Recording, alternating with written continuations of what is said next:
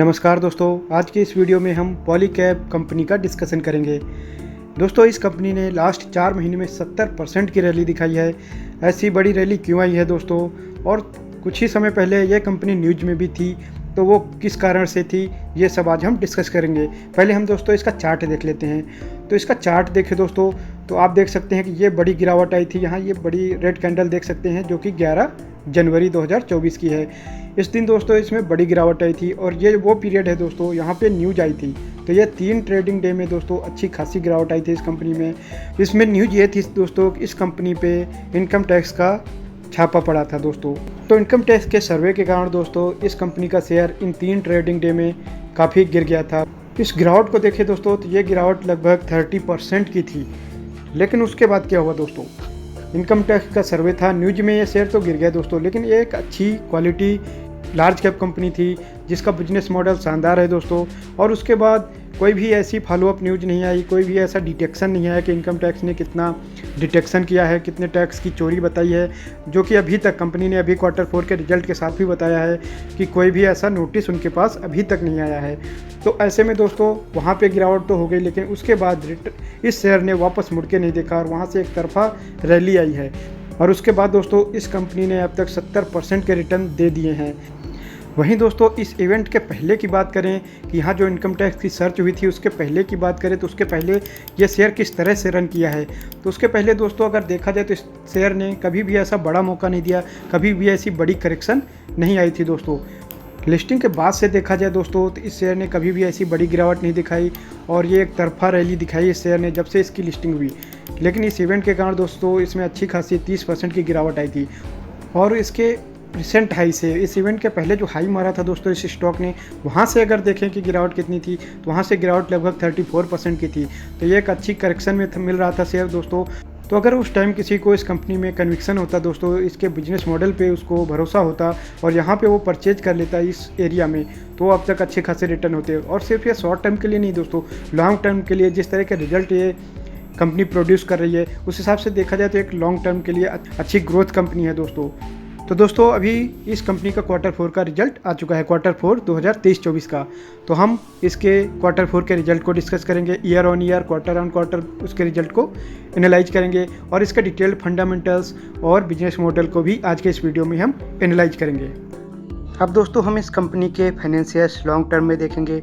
Long term में देखेंगे कि इस कंपनी के नंबर्स कैसे रहे, किस तरह से इस कंपनी ने लॉन्ग टर्म में ग्रो किया है। तो दोस्तों यहाँ हमने 10 साल का डेटा लिया है।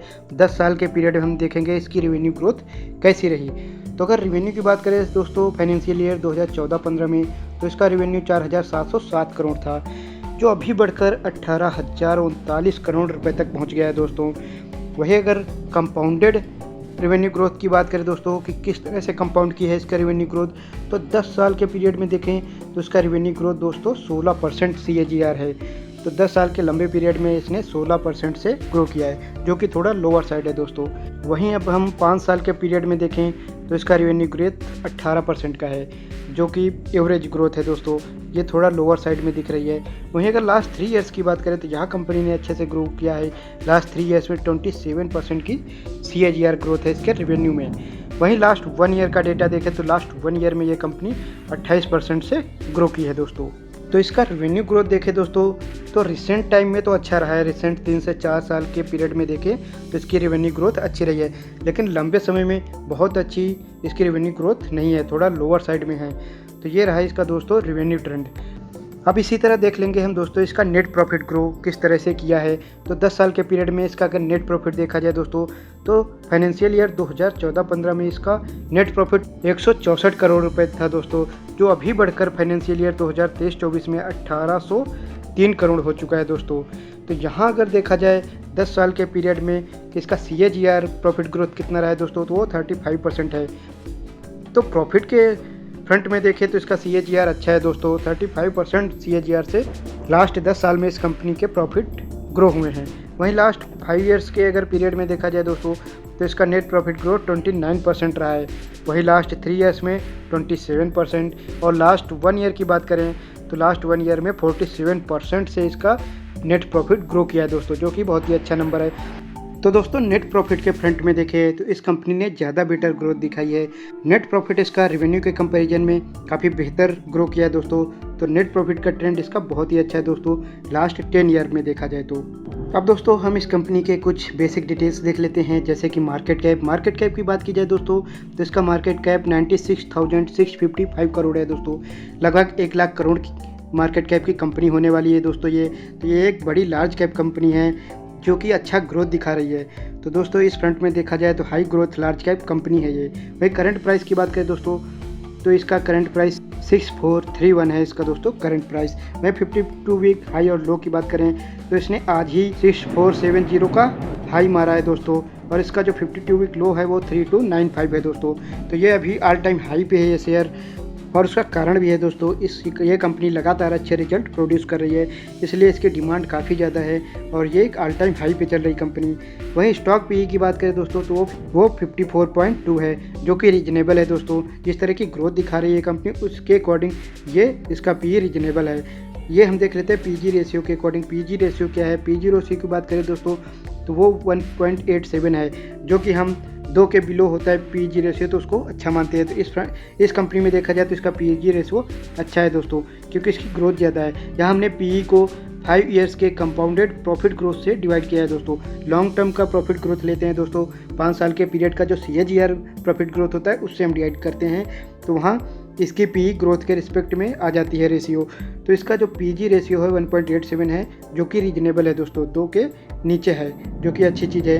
वहीं ROE की बात करें दोस्तों तो इस कंपनी की ROE शानदार 24% की है। 24% से दोस्तों ये कंपनी अपने इक्विटी पे रिटर्न जनरेट करती है हर साल दोस्तों, तो ये एक अच्छा नंबर है। अब दोस्तों हम इस कंपनी के शेयर होल्डिंग पैटर्न को डिस्कस कर लेते हैं कि इसका ट्रेंड कैसा रहा। तो प्रमोटर का शेयर होल्डिंग देखा जाए दोस्तों तो मार्च 2020 में 69% था, जो ओवर द ईयर्स थोड़ा थोड़ा घटा है दोस्तों, लेकिन बहुत ज़्यादा कमी नहीं आई है। अभी भी 65% की शेयर होल्डिंग प्रमोटर्स के पास है दोस्तों। वहीं FIIs की बात की जाए तो वो 5% थी तो मार्च 2022 में इसकी शेयर होल्डिंग, जो अभी बढ़कर 12% हो गई है, जो कि लगातार साल दर साल बढ़ती गई है दोस्तों। साल दर साल FIIs की होल्डिंग बढ़ती गई है शेयर में। वहीं DIIs की बात करें तो DIIs मार्च 2020 में 13% उनके पास होल्डिंग थी, जो अभी घट गई है दोस्तों। तो DIIs ने अपनी स्टेक को घटाया है, अभी उनका 7% का स्टेक है इस कंपनी में। वहीं FIIs ने बढ़ाया है। तो इंस्टीट्यूशनल में देखा जाए तो FIIs की होल्डिंग बढ़ी है दोस्तों, DIIs की थोड़ी सी घटी है। वहीं अगर पब्लिक की बात की जाए तो पब्लिक की होल्डिंग 13% थी मार्च 20 में, जो अभी बढ़कर 16% हो गई है। तो इसमें भी 3% की बढ़ोतरी हुई है दोस्तों पब्लिक के शेयर होल्डिंग में भी। अब नंबर ऑफ शेयर होल्डर्स देखा जाए दोस्तों तो जो मार्च 2020 में 1,05,000 के आसपास थे, वहीं आज बढ़कर 4,23,000 हो चुके हैं दोस्तों। लगभग 4 गुने से ज़्यादा इसके शेयर होल्डर्स हो गए हैं। जिस तरह से कंपनी रिजल्ट दे रही है दोस्तों, जिस तरह से इसका बिजनेस मॉडल है उसके अकॉर्डिंग इसकी डिमांड अच्छी रहेगी। इन्वेस्टर्स इसकी ओर अट्रैक्ट होते रहेंगे दोस्तों, और इसमें ऐसे ही इन्वेस्टर्स बढ़ते रहेंगे। अब हम इस कंपनी के बिजनेस मॉडल को देख लेते हैं कि इसके प्रोडक्ट क्या क्या हैं, ये कौन कौन से प्रोडक्ट प्रोड्यूस करता है। ये सारी चीज़ें हम इसके बिजनेस मॉडल में एनालाइज करते हैं दोस्तों। तो दोस्तों अब हम आ चुके हैं कंपनी के वेबसाइट पे। यहाँ हम देखेंगे कि ये कंपनी बिजनेस क्या करती है।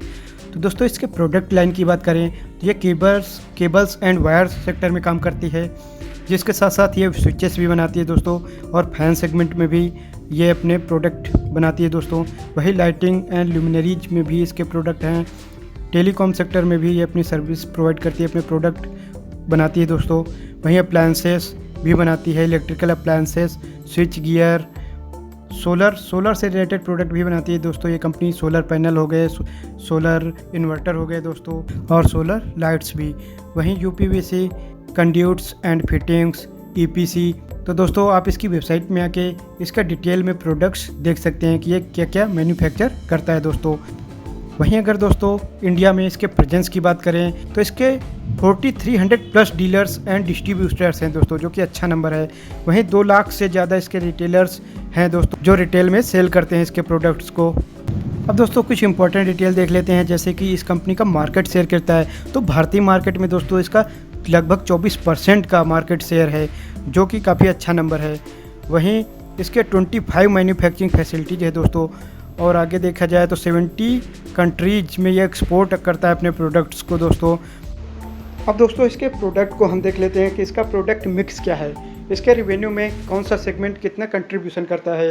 तो दोस्तों वायर्स एंड केबल्स सेगमेंट को देखें तो ये इसका ब्रेड एंड बटर बिजनेस है दोस्तों। इसका मैक्सिमम रिवेन्यू यहीं से जनरेट होता है। 88% दोस्तों इस सेगमेंट से इसका रिवेन्यू आता है। वहीं FMEG गुड्स की बात करें दोस्तों तो फास्ट मूविंग इलेक्ट्रिकल गुड्स होते हैं, जहाँ से कंट्रीब्यूशन 7% है दोस्तों।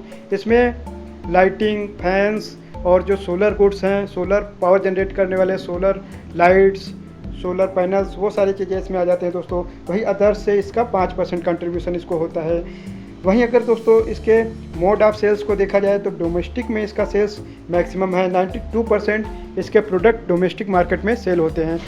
वहीं अगर एक्सपोर्ट को देखा जाए, इंटरनेशनल बिजनेस में इसका कितना सेल करता है, कितना ये कंपनी एक्सपोर्ट करती है, तो दोस्तों ये अभी पूरे सेल्स में से 8% एक्सपोर्ट करता है दोस्तों, जो कि ठीक ठाक नंबर है। यहाँ एक्सपोर्ट में दोस्तों ये कंपनी तेज़ी से ग्रो कर रही है और फ्यूचर में इनका एक्सपोर्ट और भी बढ़ सकता है। अब दोस्तों अगर बिजनेस मॉडल की बात की जाए तो इस कंपनी का business model sustainable business model दिखता है, जिसकी फ्यूचर में अच्छी ग्रोथ आने वाली है दोस्तों। क्योंकि ये जिस सेगमेंट में काम कर रहा है, वायर्स एंड केबल्स और इसकी लाइटिंग, सोलर पैनल्स हो या सोलर लाइट्स बनाता है दोस्तों, सोलर इन्वर्टर हो गए, ये सब की डिमांड फ्यूचर में बहुत आने वाली है। जिस तरह से हमारी कंट्री ग्रो करेगी, इस कंपनी में भी बहुत अच्छी डिमांड आएगी। क्योंकि अभी हमारी कंट्री जो है दोस्तों वे एक इमर्जिंग कंट्री है, इमर्जिंग इकोनॉमी है, यहाँ बहुत ग्रोथ बाकी है। वैसे ही इस कंपनी में ग्रोथ आएगी। जितना इंफ्रास्ट्रक्चर बनेगा दोस्तों, वहाँ भी इसके वायर्स, केबल्स, लाइटिंग, ये सब की ज़रूरत आएगी। और जो होम अप्लायंस हैं दोस्तों, उनकी भी ज़रूरत जरूर आएगी आगे। जिस तरह से हमारी कंट्री ग्रो करेगी, पर कैपिटा इनकम ग्रो करेगी, इस कंपनी के सेल्स भी उसी तरह बढ़ते जाएंगे दोस्तों। तो ओवरऑल देखा जाए तो इसके नंबर्स भी अच्छे हैं दोस्तों। इसका रेवेन्यू रिसेंट पास्ट में, रिसेंट 3-4 सालों में बात किया जाए तो अच्छे से ग्रो किया है। वही इसका नेट प्रॉफिट बात किया जाए तो पास्ट में बहुत ही तेज़ी से ग्रो किया है। तो फंडामेंटल्स देखें या फिर बिजनेस मॉडल देखें, दोनों ही फ्रंट में ये कंपनी शानदार दिखाई देती है दोस्तों। तो लॉन्ग टर्म के लिए दोस्तों अगर कोई ग्रोथ लार्ज कैप स्टॉक आप लेना चाहते हैं तो ऐसे शेयर को ज़रूर कंसीडर करें। इनके रिजल्ट्स को ट्रैक करते रहें और इनको लॉन्ग टर्म के अकॉर्डिंग परचेज किया जा सकता है दोस्तों।